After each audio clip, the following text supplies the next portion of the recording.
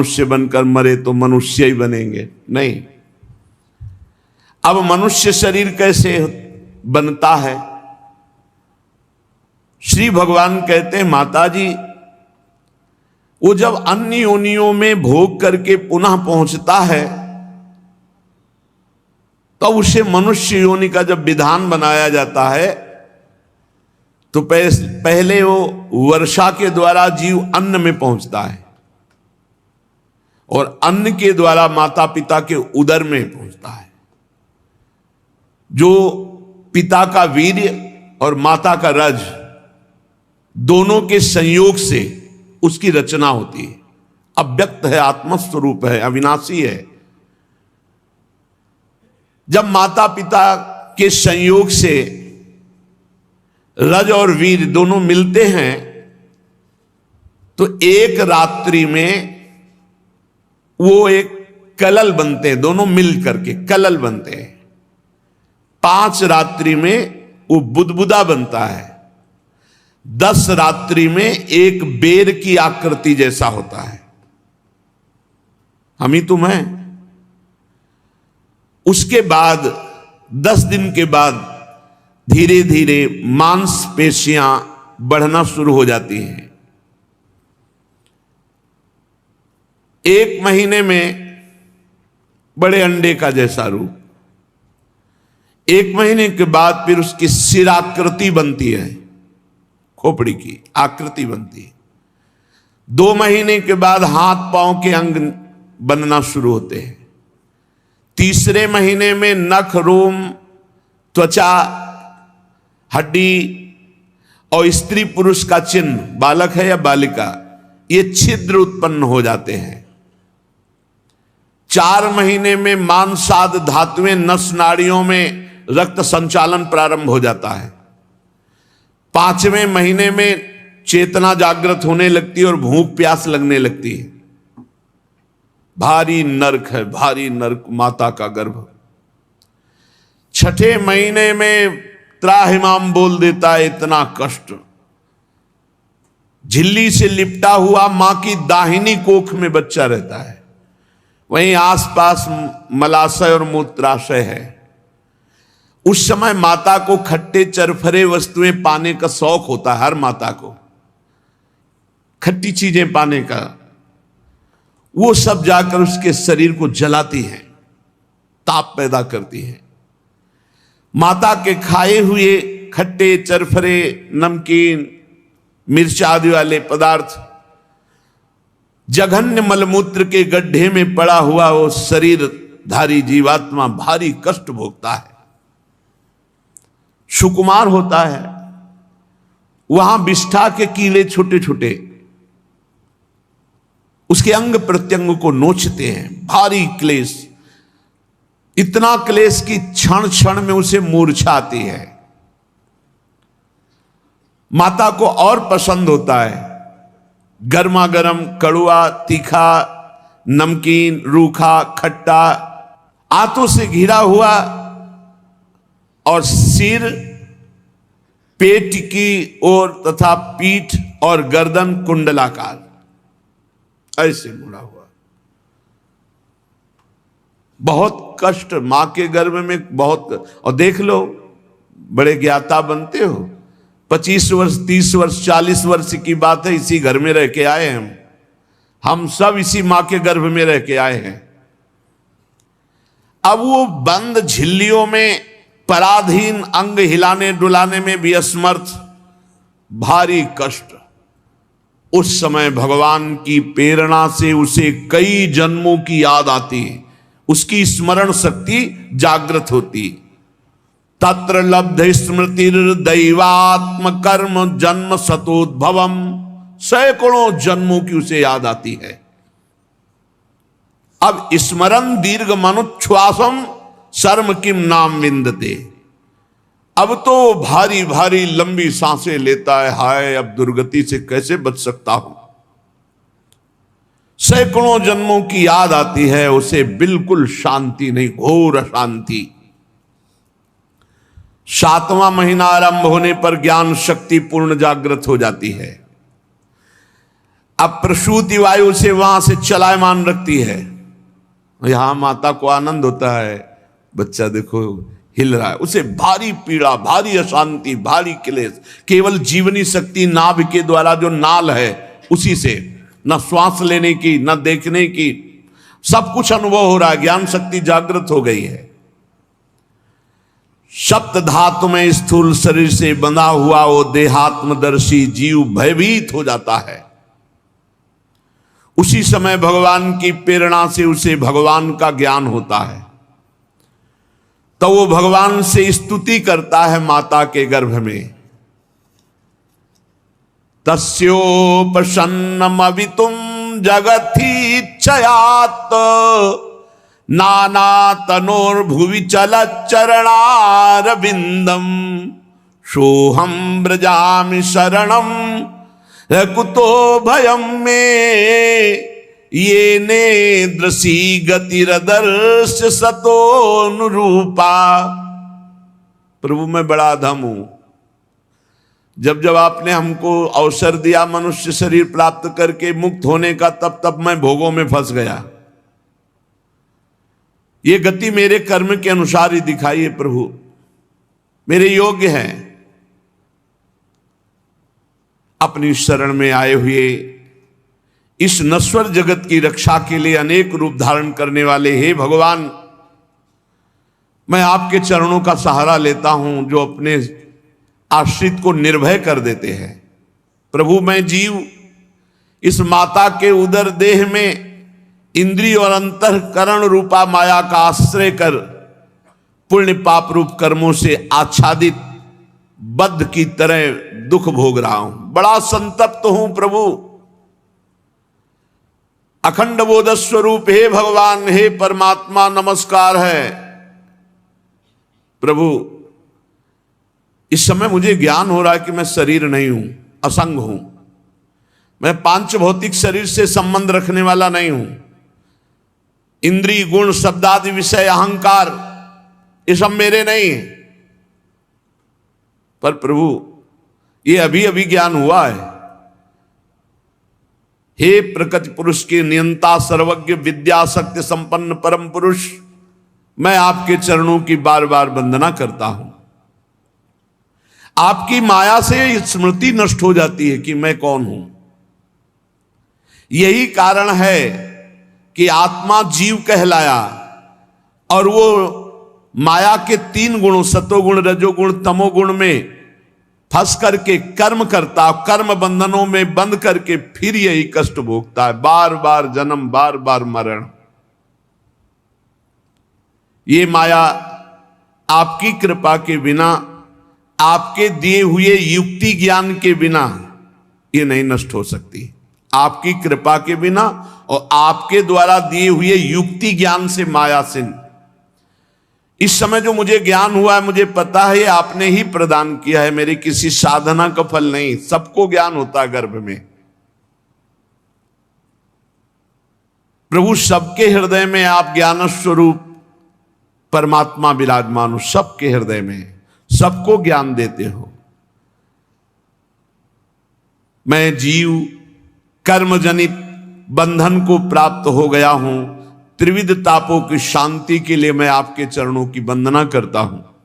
प्रभु मैं देहधारी जीव दूसरे देह माता के उदर के भीतर मलमूत्र और रुधिर के गड्ढे में पड़ा हुआ हूं। जठराग्नि जला रही, कीड़े नोच रहे, दुर्गंध युक्त ये जगह है जहां मैं हूं। उससे निकलने की इच्छा करते हुए दिन गिन रहा हूं प्रभु, एक एक मिनट गिन रहा हूं कि माता के गर्भ से निकलूं। प्रभु प्रार्थना इस बार निकाल दो इस दिन को यहां से। कह रहे इच्छन नितो विवसितुम गणयन स्वमासान निर्वास्यते कृपण धीर भगवन कदान। एक एक दिन एक एक मिनट गिन रहा हूं कि भगवान की कब कृपा हो कि इससे निकलूं माता के गर्भ से। पर स्वामिन फिर डर लग रहा है कि फिर निकल के गया, आपकी माया फंसा लिया तो फिर सब भूल जाऊंगा, फिर उसी में फंस जाऊंगा, पूरा जीवन बर्बाद हो जाएगा। कभी कभी तो लगता है कि माता के गर्भ में रहना अच्छा है, यहां माया नहीं सता रही, कष्ट ही तो मिल रहा है, पर बाहर गए तो माया फंसा लेगी फिर, इसीलिए श्री सुखदेव जी नहीं निकल रहे थे। 16 वर्ष हो गए, तब भगवान स्वयं प्रकट हुए, वचन दिया कि तुम निकलो, मेरी माया तुम्हें स्पर्श नहीं करेगी। तो वो तो सुखदेव जी थे, अपने लोग जो निकलते ना, भूमि परत भा ढाबर पानी, तिम जीवहि माया लपटानी, जैसे आकाश से निर्मल बूंद गिरे और पृथ्वी में मलिन हो जाए, ऐसे प्रभु आप बड़े दयालु हो, मुझे बड़ा उत्कृष्ट ज्ञान दिया, प्रभु आप प्रसन्न हो जाओ और ये ज्ञान बना रहे, ऐसी कृपा कर दो।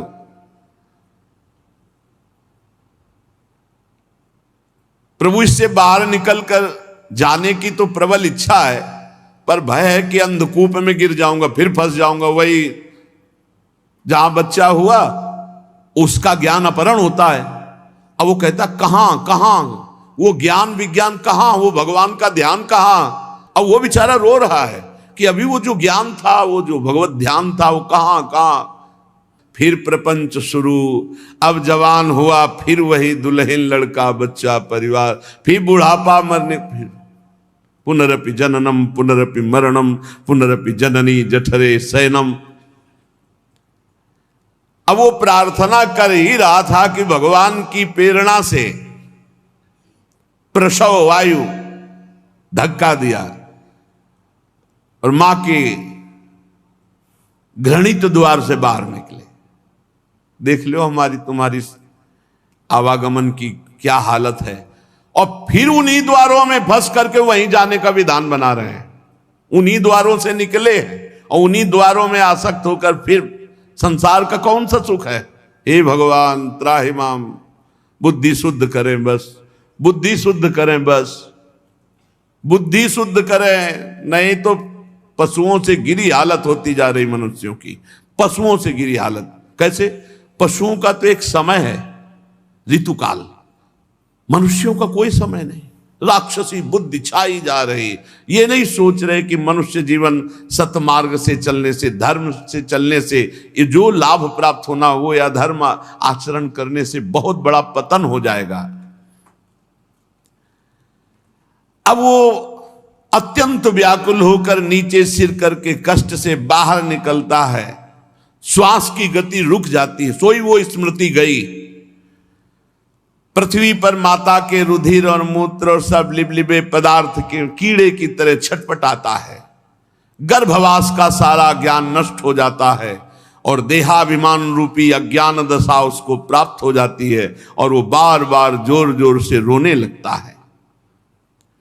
फिर लोग जो उसका अभिप्राय रोने का नहीं समझते हैं, उनके द्वारा उनका पालन पोषण होने लगता है। ऐसी अवस्था में प्रतिकूलता की निषेध की शक्ति तो है नहीं।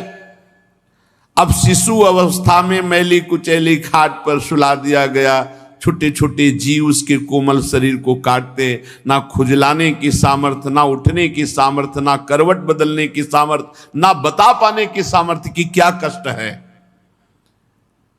उसकी त्वचा बड़ी कोमल होती है, डांस मच्छर आदि को बड़ा अच्छा लगता है काटना, कोमल त्वचा। अब बच्चा अवस्था में भी रोने के सिवा वो कुछ नहीं कर सकता।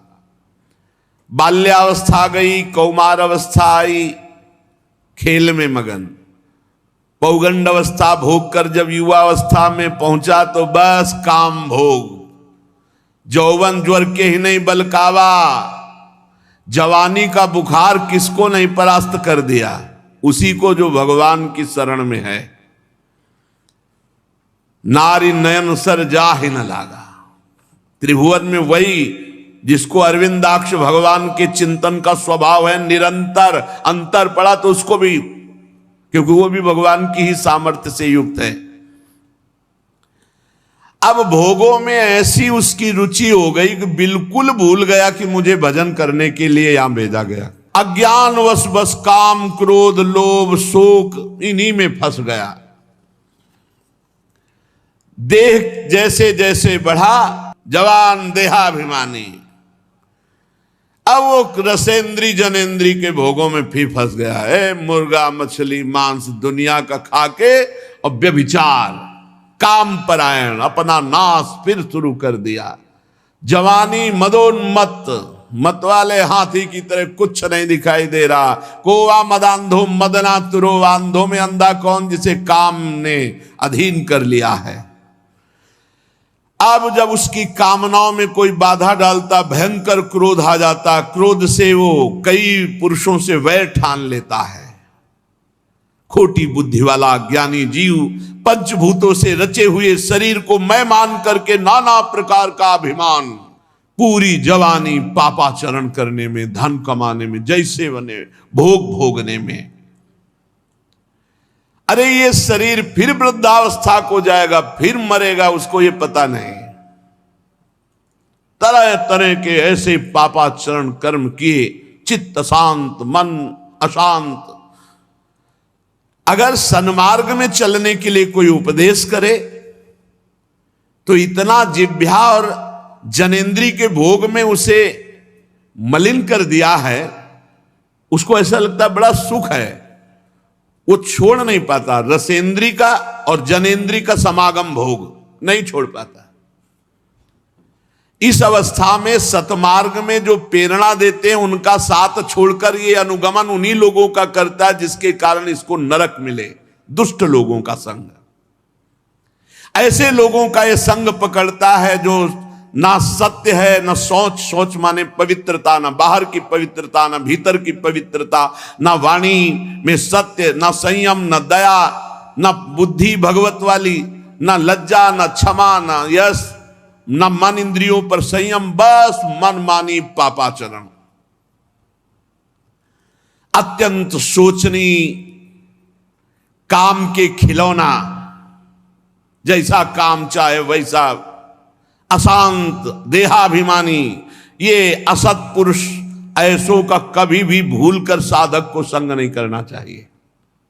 भगवान कपिल देव जी कह रहे हैं साधक को, मनुष्य को, उपासक को और कोई ऐसा नहीं बांध सकता जैसा योचित संगाद्य था।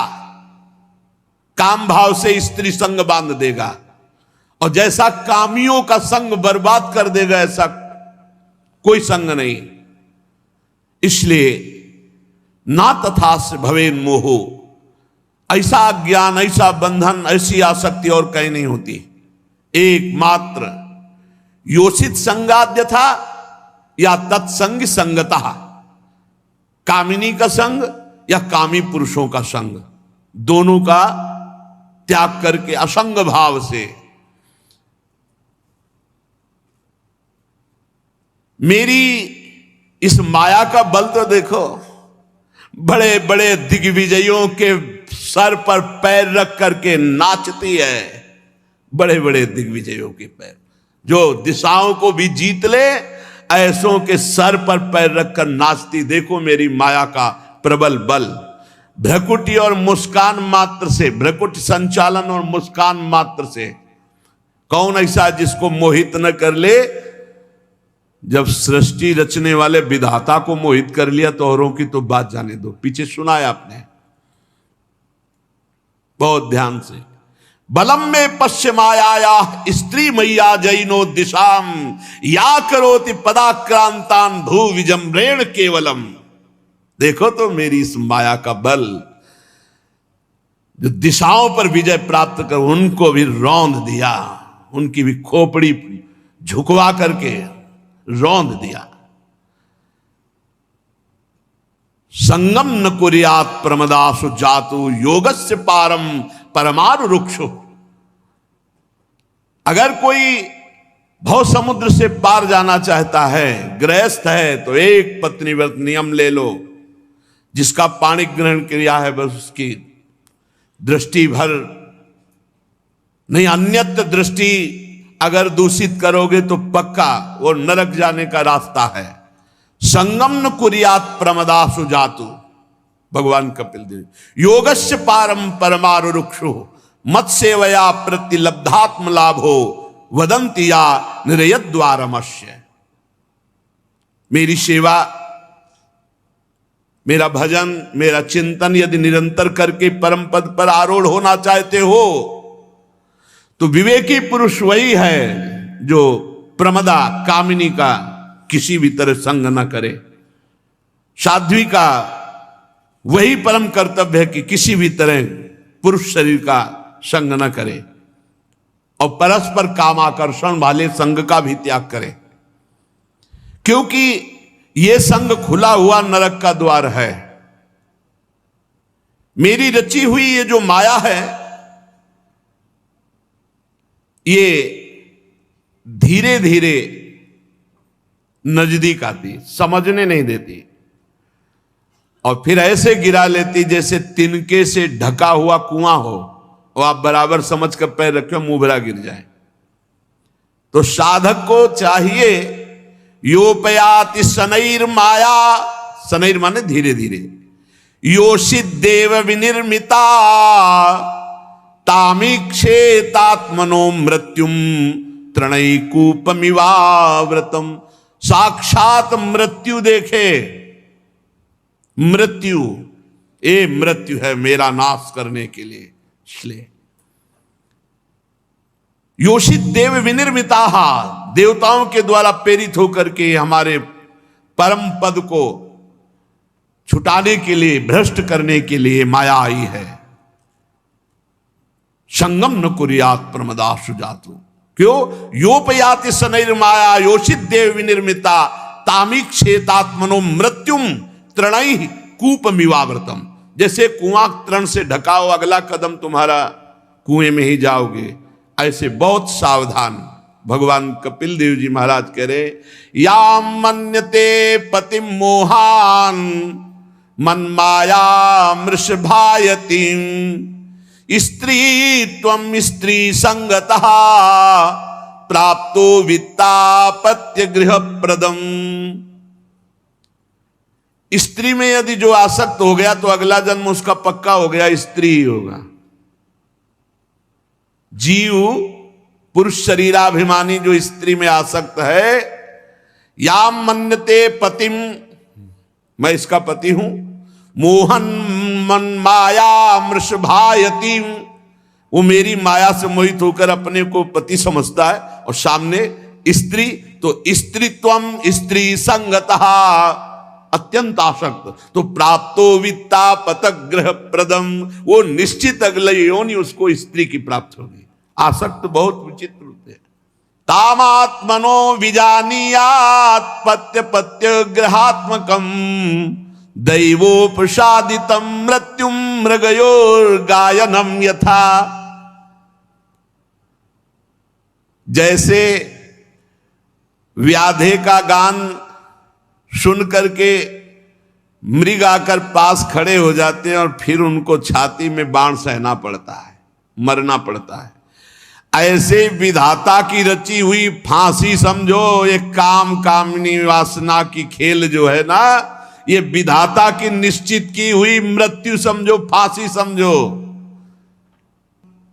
जीव को चाहिए कि ये जो मानव देह मिला इसको नष्ट न करे, इसको सार्थ। बहुत बड़ी बात है ये, केवल लिखा पढ़ी की नहीं, हर समय दिमाग में छा जाए तो अभी आपको अनुभव में आने लगेगा कि हम कितना बड़ा घाटा कर रहे हैं जो अपने समय को भगवान से विमुख व्यतीत कर रहे हैं। ये जीव ऐसा फंस जाता है, फिर ऐसे कर्म करता है, प्रारब्ध कर्म वो बन करके फिर नए देह की प्राप्ति, फिर वहां भोगना, ये बार बार माता जी चलता रहता है जब तक मोक्ष नहीं होता। इसलिए चाहिए कि मानव शरीर से संत महापुरुषों का संग करके ऐसा ज्ञान प्राप्त कर ले, ऐसा भजन कर ले कि वो इसी जन्म में स्थूल सूक्ष्म कारण तीनों शरीरों से राग रहित होकर भगवत प्राप्त हो जाए। तस्मान कार्या संत्रासो न कार्पण्यम न संभ्रमः बुद्ध्वा जीव गतिम धीरो मुक्त संगश्चरे दिह। उपासक को चाहिए कि ये सब सुनकर भयभीत ना हो जाए, कमजोरी ना आने पावे। भय मत करो, भगवान हजारों जन्मों की सेकंड में बिगड़ी बना देने वाले हैं। भरोसा रखो और अपने स्वरूप का थोड़ा तो ज्ञान रखो। तुम अविनाशी हो, निर्लेप हो, निर्विकार हो, तुम्हें कोई कभी गंदा कर ही नहीं सकता। तुमने गंदगी बटोर रखी, बस उसे छोड़ना है। धैर्य पूर्वक नाम जप करते हुए निसंग भावना से इस माया चक्र को तोड़ना है, जन्म मरण के चक्र को। शरीर जिसने धरोहर की तरह रखा, कबीरदास जी महाराज कहे, चदरिया जैसी की तैसी धर दीनी, झीनी रे झीनी। प्रभु जैसा शरीर दिया था इसे अपवित्र नहीं किया, वैसे ही वापस कर रहे हैं। जैसी बुद्धि दी थी कभी से फंसने नहीं दिया, वैसे ही भीष्म जी कह रहे हैं प्रभु श्री कृष्ण से अंतिम समय, मेरी बुद्धि रूपी कुमारी कन्या का श्री कृष्ण वरण करो। आज तक बुद्धि ने किसी का वरण नहीं किया। इस शरीर को धरोहर की भांति रख करके जितने दिन जीना है खूब नाम जप करो, धर्म पूर्वक आचरण करो, दूसरों को सुख पहुंचाओ और वो सब भगवान को अर्पित कर दो। उसका फल हो जाएगा भगवत प्राप्ति। और जो पुरुष ऐसा नहीं करता, केवल घर में रहकर सकाम भाव से गृहस्थों के धर्म का पालन करता है, न नाम जप, न भजन, न कीर्तन, न कथा, न परोपकार, और बस वही काम भोग का अनुष्ठान, तरह तरह की कामनाओं से मोहित, भगवत धर्मों से विमुख, और बहुत बना तो श्राद्ध पितरों को पिंडदान, बस इसी में लगे रहते हैं। उनकी बुद्धि केवल उपासना कर सकती है तो पिंडदान, देवता, पितर इन्हीं को। और ये उपासना जब बहुत अच्छी हो जाए देवताओं की, पितरों की, श्राद्धों की, तो चंद लोक तक पहुंचाती है, कोई भगवत प्राप्ति नहीं। चंद लोक से पुण्य क्षीण होकर फिर यही मृत्यु लोक में आना पड़ता है। जिस समय प्रलयकालीन भीषण शेष जी के फणों से जहरीली आग निकलती है तो ब्रह्मलोक तक सब भस्म हो जाता है। औरों की तो बात क्या, ये चंद्रलोक आदि क्या। इसलिए विवेकी पुरुष को चाहिए, ये स्वधर्मान दुईहंती धीरा कामार्थ हेतवे निसंगा न्यस्त कर्माण प्रशांता शुद्ध चेतसः निवृत्ति धर्म निरता निर्ममा निरहंकृता स्वधर्माख्येन सत्वेन परिशुद्धेन चेतसा। ऐसे जाते हैं भगवत धाम को, अनासक्त हैं, जो किसी से भी आसक्ति नहीं, सब में भगवत भाव, प्रशांत, किसी भी द्वंद्व से वो विक्षेप को प्राप्त नहीं होते, प्रशांत। अंतःकरण की कैसी भी स्थिति हो, उपासक को कभी विक्षिप्त नहीं होना चाहिए। आप अंतःकरण नहीं हो उस समय, तत्काल ध्यान, अशांत है अंतःकरण, बहुत परेशानी, जलन हो रही, आप बिल्कुल अलग हो जाओ। बड़ी मस्ती की बात, बहुत मना कर रहे थे कि नहीं नहीं नहीं, भोग मर, असंग, अब भोग तो असंग हो जाओ, तुम अविनाशी हो, तुम अंतःकरण नहीं हो, तुम देह नहीं हो, बस ये समझ पाओ तो समझ पाओ। यही समझ आ गई तो हर परिस्थिति में प्रसन्नात्मा, ब्रह्मभूता प्रसन्नात्मा। भोग मना कर रहे थे, शास्त्र मना कर रहे, गुरुजन मना कर, नहीं, वही रास्ता चयन, भोग जल असंग दृष्टा मात्र, जैसे आग लगी दूर से हम देख रहे हैं, हम नहीं जल रहे, प्रशांत। ये स्थिति तभी आएगी जब स्वरूप का ज्ञान होगा, नहीं तो नहीं आएगी। मान होने में हर्ष होगा, अपमान होने में शोक होगा, निंदा में शोक होगा, स्तुति में हर्ष होगा, ये द्वंद्व बने ही रहेंगे। द्वंद्वातीत आपका स्वरूप है, अंतःकरण द्वंद्वातीत नहीं है। अंतःकरण तभी सम होगा जब आप अपने स्वरूप को जानोगे, तो साक्षी मात्र रहने से वही प्रभाव अंतःकरण में पड़ेगा और सम हो जाएगा। अंतःकरण सम होना साक्षात भगवत प्राप्ति हो जाना है। कोई भी द्वंद्व अंतःकरण में प्रभाव न डाले, चाहे मान हो, चाहे अपमान हो, निंदा हो, स्थिति हो, लाभ हो, हानि हो, सुख हो, दुख हो, या मृत्यु ही क्यों ना आने वाली हो, कोई भी हलचल न पैदा हो, यह सिद्ध पुरुष का लक्षण है। शुद्ध चित्त, निरंतर भजन करने से चित्त शुद्ध होगा, कोई और साबुन नहीं है। बड़ी कृपा है जिनको ये दिमाग में ये बात बैठ गई कि हर समय नाम जप करना है, हमें हर समय नाम जप करना है। नाम जब पकड़ लिया तो चित्त शुद्ध हो जाएगा, आपको द्वंद्वों की सहने की सामर्थ्य प्राप्त हो जाएगी, आप अनासक्त सब हो जाएगा। नाम जप निवृत्ति सब हो रहा है पर कहीं अच्छा नहीं लग रहा, अच्छा लग रहे हैं केवल प्रभु। हो रहा है पर कहीं आसक्ति नहीं है, क्योंकि पता है सब मायाकृत है। अनासक्त, ममता रहित, अहंकार शून्य, ऐसा पुरुष भगवत प्राप्त होता है। ये पिंडदान, देवताओं का, श्राद्धों का, ये चंद्रलोक जाते हैं, देवलोक जाते हैं, लेकिन यहां से लेकर के ब्रह्मलोक तक आवागमन चक्र है।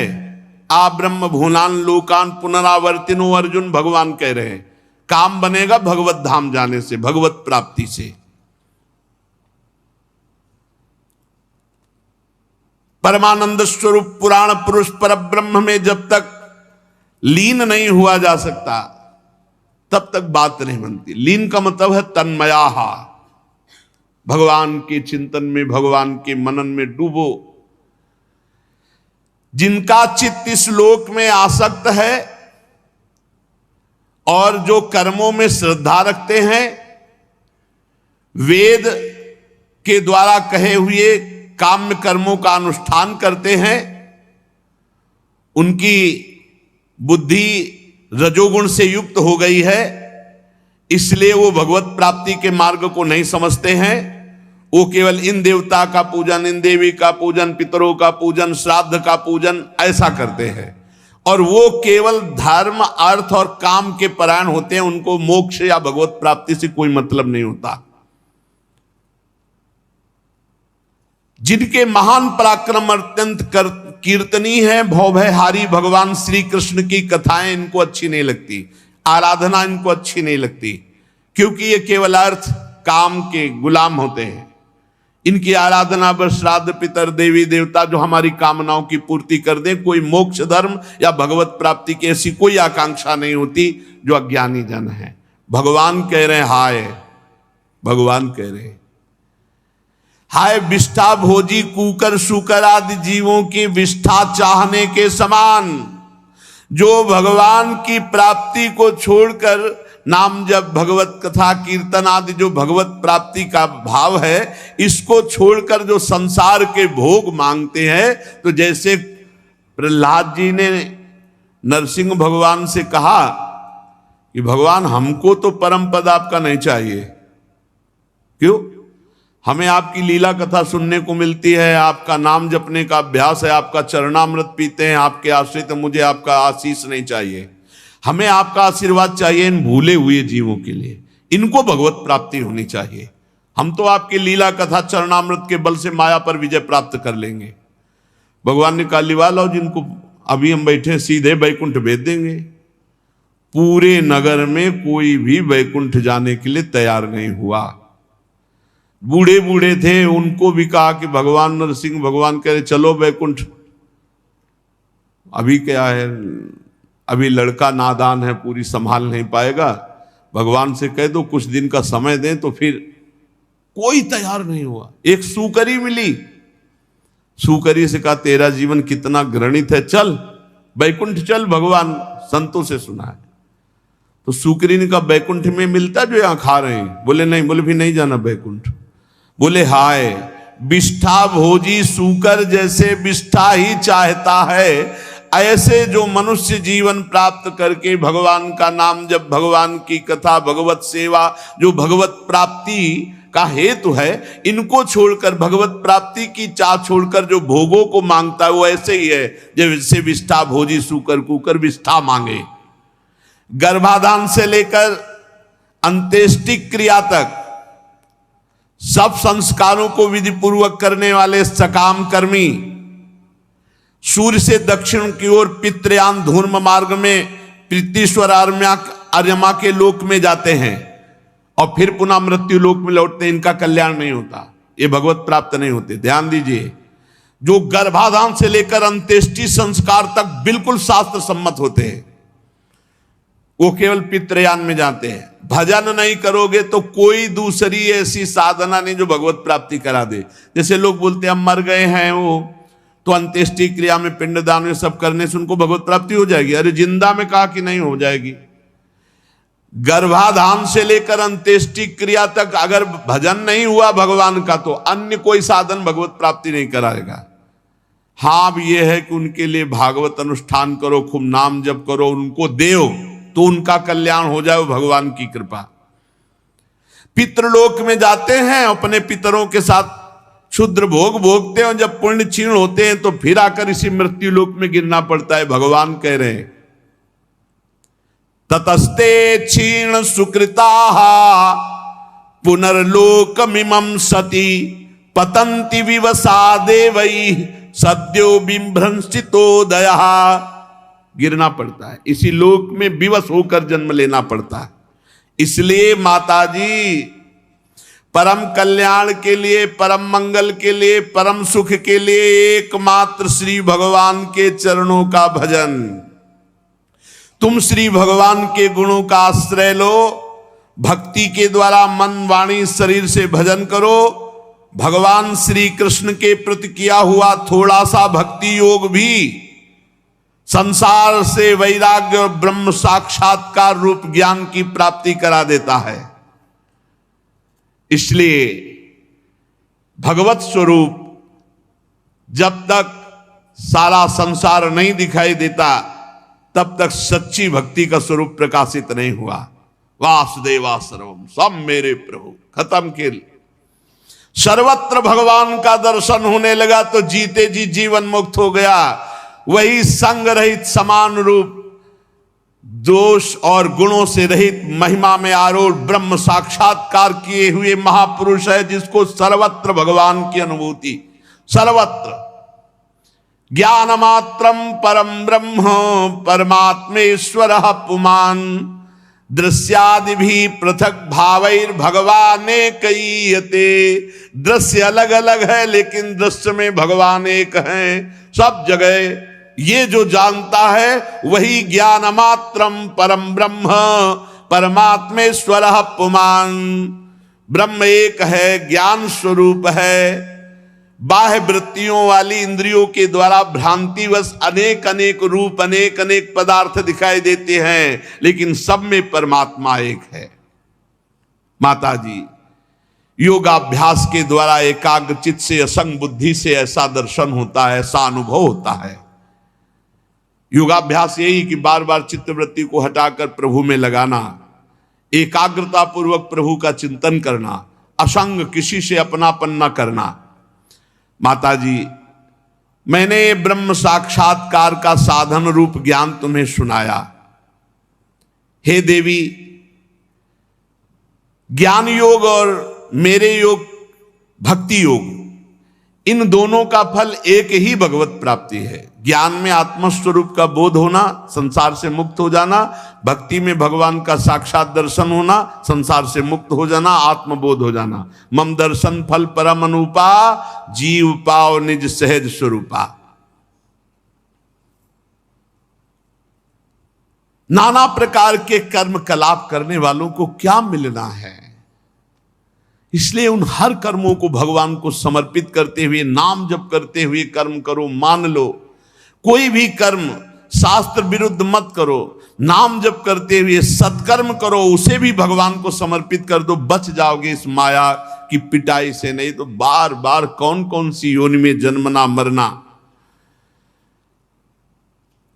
माता जी, मैंने ये सब तुम्हें 4 प्रकार की भक्ति सुनाई, अष्टांग योग सुनाया, प्रकृति और पुरुष काल, ये सब सुनाया। 4 प्रकार की भक्ति, सतोगुणी, रजोगुणी, तमोगुणी और गुणातीत। देहूति जी ने कहा, प्रभु ब्रह्मा जी आपके ही नाभि कमल से प्रकट हुए हैं। प्रलयकालीन जल में शयन करने वाले आपके पंचभूत इंद्रिय शब्दादि विषय मनोमय विग्रह, जो सत्वादि गुणों के प्रवाह से युक्त सत्स्वरूप, कार्यों कारण दोनों के बीज हैं, ये सब हमने सुना। निष्क्रिय सत्य संकल्प, संपूर्ण जीवों की गति, ये सब सुना। बड़ी विचित्र बात है प्रभु, ये सारा प्रपंच आप में है फिर भी आपको भूला हुआ है। कैसे नाथ आप परम स्वतंत्र आनंदमय हो कि माया में बालक रूप धारण करके अपने चरण का अंगूठा चूसते हुए अकेले वटवृक्ष के पत्ते पर शयन करते हो, और उन परमात्मा को मैंने अपने गर्भ में धारण किया। विभो, आप पापियों का दमन करने वाले हो, अपने आज्ञाकारी भक्तों का अभ्युदय एवं कल्याण करने के लिए स्वेच्छा से धारण करते हैं। जैसे आपके और अवतार हुए ऐसे आपका एक कपिल अवतार हुआ, ये केवल योग मार्ग, भक्ति मार्ग, ज्ञान मार्ग दिखाने के लिए हुआ। भगवान यन्नामधेय श्रवणानुकीर्तनात् यत्प्रवहणाद्यति स्मरणादपि क्वचित् स्वादोपि सद्यः सवनाय कल्पते कुतः पुनस्ते भगवन् दर्शनात्। अहो वत्सपचतो गरीयान् यज्जिह्वाग्रे वर्तते नाम तुभ्यं ते पुस्तपस्ते जुहुवु शश्नुरार्या ब्रह्मानो चूर्णाम गृणन्ति ये ते। भगवान, वो धन्य हो जाता है जिसे आपका नाम सुनने को मिल जाता है। नाम कीर्तन, भूला भटका माया में जो आसक्त चित्त है, अगर उसको भी नाम महिमा सुनने को मिल गई, नाम जपने लगा, नाम कीर्तन, तो कह रहे स्वादोपि सद्यः सवनाय कल्पते। कुत्ते का मांस खाने वाला चांडाल भी सोमयाजी ब्रह्म ऋषि के समान पूजनीय हो जाता है जो आपका नाम जपने लगता है, नाम कीर्तन करने लगता है। अहो वत्सपचतो गरीयान् यज्जिह्वाग्रे वर्तते नाम तुभ्यं ते पुस्तपस्ते जुहुवु शश्नुरार्या ब्रह्मानो चूर्णाम गृणन्ति ये ते। वह स्वपच चांडाल भी सर्वश्रेष्ठ जगत बंदनीय हो जाता है जिसकी जिह्वा के अग्रभाग पर हे प्रभु आपका नाम विराजमान हो। जो आपका नाम जप करता है उसने तपस्या कर लिया, सब यज्ञ कर लिए, सब तीर्थ अवगाहन कर लिया, सब सदाचार का पालन कर लिया, सब साधनाएं कर ली, सब वेदाध्ययन कर लिया, नाम जप के बराबर कुछ नहीं। जिसने आपका नाम जप शुरू कर दिया उसने भारी तपस्या कर ली, यज्ञ कर लिया, तीर्थ स्नान कर लिया, सदाचार का पालन कर लिया, वेदाध्ययन कर लिया, अर्थात नाम जापक के सब अपने आप कार्य पूर्ण हो रहे हैं। उसे न वेदाध्ययन की, न तपस्या की, न यज्ञ की, न तीर्थ स्नान की। करे अच्छा है, अगर नहीं करा तो सब कुछ हो रहा है, नाम में सब सामर्थ्य विराजमान है। वो चाहे नीच स्वपच चांडाल क्यों न हो, वो जगत पूज्य हो जाता है जिसकी जिह्वा पर भगवान नाम विरा। अहो वत्सपचतो गरीयान् यज्जिह्वाग्रे वर्तते नाम तुभ्यम। हे प्रभु, ऐसे जिनका नाम इतना मंगलमय, प्रभु मेरे सामने बैठे हैं। प्रभु आपका नाम, आपकी चर्चा सुन ले तो मान हो जाता है, फिर आपका दर्शन। भगवन् दर्शनात् कुतः पुनस्ते। अब तो हमें कुछ करना बाकी थोड़ी प्रभु, आप हमारे सामने बैठे हो। जिनके उदर में समस्त ब्रह्मांड विराजमान है वेद सहित, वो मेरे उदर में आकर के पुत्र रूप बोले, अब मुझे क्या है, मैं तो निहाल हो गई, कृतकृत्य हो गई। कपिल देव जी ने कहा, माता जी मैंने तुम्हें जो सुगम मार्ग बताया है इसका अवलंबन करने से शीघ्र ही परम पद की प्राप्ति होती है, और तुम तो परम पद स्वरूप ही हो। तुम मेरे इस मत में विश्वास करो। ब्रह्मवादी लोगों ने इसका सेवन किया है, इसका अनुष्ठान करने से जन्म मरण रूपी चक्र का नाश हो जाता है, और जो मेरी बात नहीं मानेंगे तो मेरी प्रबल माया उन्हें ऐसे कर्म करवाएगी कि बार बार जन्म, बार बार मरण। येन माम भवम याया मृत्यु मृच्छन्त्य तद्विदा। अगर मेरी बात नहीं मानेंगे तो ये माया बला तुमसे ऐसे कर्म करवाएगी कि दुर्गति हो जाएगी। ऐसा ज्ञान उपदेश किया और अपनी माता को प्रणाम किया और कहा, मां मेरा कार्य पूर्ण हो गया। पिता सन्यास लेकर भगवत स्वरूप हो गए, आपको उपदेश दे दिया, अब मैं चला। माता को प्रणाम करके और भगवान कपिल देव जी वहां से असंग भावना से चल दिए। देहूति जी भी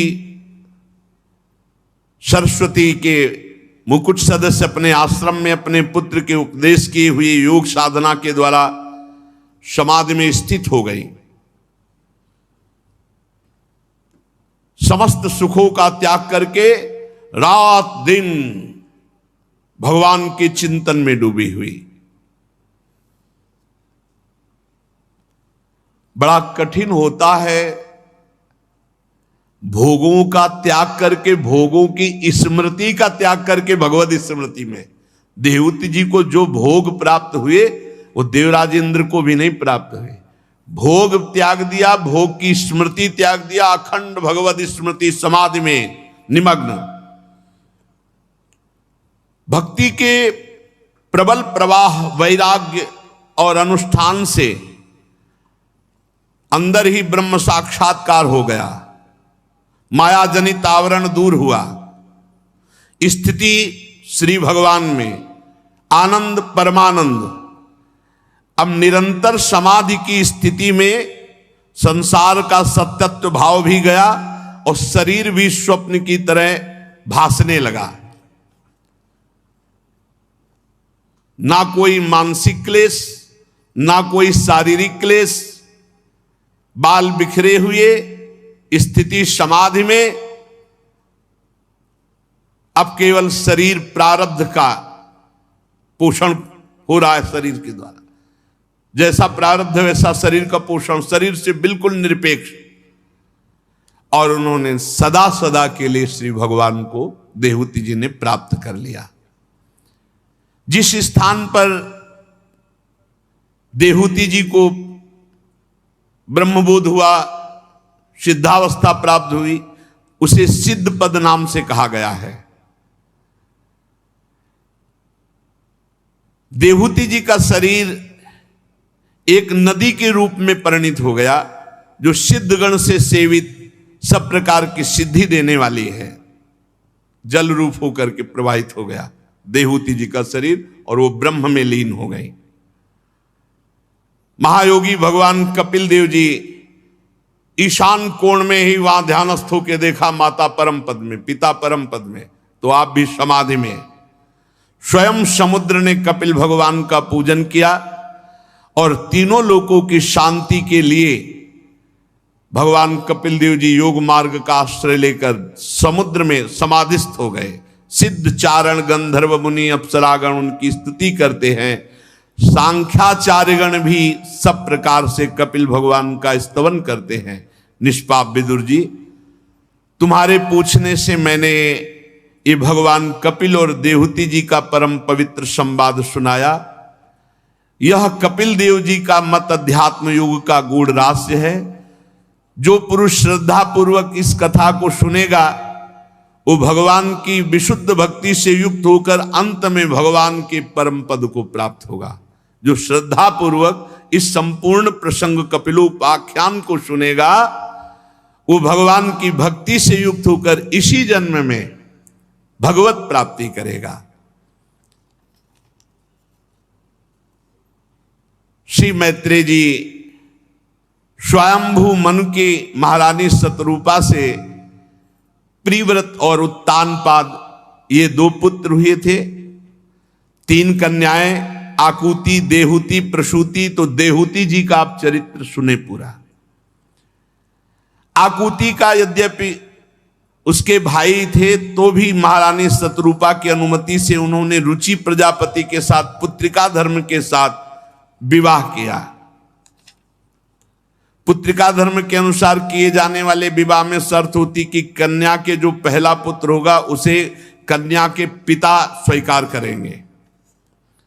प्रजापति रुचि भगवान के अनन्य चिंतन के कारण ब्रह्म तेज से संपन्न महापुरुष थे। उन्होंने आकुति के गर्भ से पुरुष और स्त्री का एक जोड़ा उत्पन्न किया। उनमें जो पुरुष था वो साक्षात यज्ञ स्वरूपधारी भगवान श्री हरि, और जो स्त्री थी वो भगवान से कभी अलग न रहने वाले लक्ष्मी जी के अंश स्वरूपा दक्षिणा। यज्ञ और दक्षिणा का प्रादुर्भाव हुआ।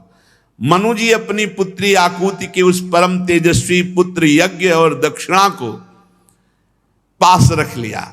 रुचि प्रजापति ने जब दक्षिणा विवाह के योग्य हुई तो उसने भगवान को ही पति रूप में प्राप्त करने की इच्छा की। तब भगवान यज्ञ पुरुष ने दक्षिणा से विवाह किया। इसलिए यज्ञ तभी पूरी मानी जाती जब दक्षिणा दी जाए।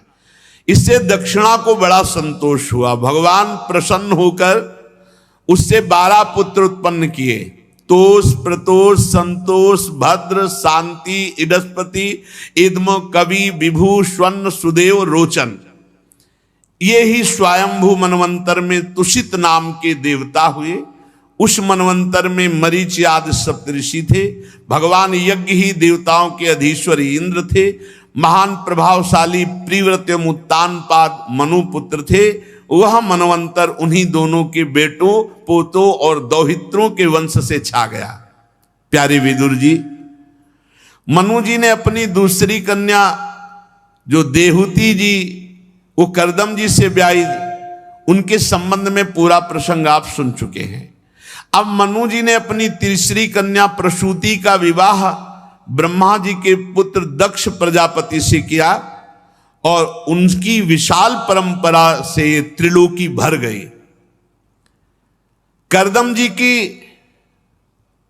देहुति जी से 9 कन्याएं हुई थी, जो 9 ब्रह्म ऋषियों को ब्याही गई। उनका पहले वर्णन कर चुके हैं। इनकी जो वंश परंपरा सुनता है उसके सारे पाप नष्ट हो जाते हैं, भगवान में रति होती है। मरीचि ऋषि की पत्नी करदम जी की बेटी कला से कश्यप और पूर्णिमा नाम के 2 पुत्र हुए, जिनके वंश से ये सारा जगत भरा है। पूर्णिमा के विरज और विश्वक नाम के 2 पुत्र हुए और देवकुल्या नाम की एक कन्या हुई। यही देवकुल्या तपस्या करके दूसरे जन्म में जब वामन भगवान ने रूप धारण करके ब्रह्मलोक तक चरण पधराया तो चरण जो धोवन हुआ, यही देवकुल्या गंगा नाम की नदी के रूप में प्रकाशित हुई। ये पूर्व जन्म में गंगा जी थी देवकुल्या, और ये खूब तपस्या भजन करके भगवान के चरण धोवन से प्रकट हुई अगले जन्म में, जिनका नाम गंगा पड़ा। अलकनंदा, मंदाकिनी, भागीरथी 3 के रूप में प्रकाशित हुई। अत्रि जी की पत्नी अनुसुईया जी थी, बड़ी पतिव्रता थी। इनके 3 पुत्र हुए, श्री हरि, दत्तात्रेय जी, महादेव, दुर्वासा जी, ब्रह्मा जी, चंद्रमा मुनि। ये भगवान श्री हरि और शंकर जी और ब्रह्मा जी के अंश से उत्पन्न हुए। विदुर जी ने पूछा कि ऐसा क्या कि अत्रि मुनि के यहां ये महान तीनों भगवान अपने अपने अंश से प्रकट हो गए। श्री मैत्रेय जी ने कहा, जब ब्रह्मज्ञानियों में सर्वश्रेष्ठ महर्षि अत्रि जी को सृष्टि रचने के लिए आज्ञा दी, तब वो अपनी सहधर्मिणी अनुसुईया जी के साथ ऋक्ष नामक कुल पर्वत पर भारी तपस्या की। पहले ब्रह्म ऋषि जन सब ब्रह्मचर्य रहकर तप परायण होकर फिर संतान उत्पन्न करते थे।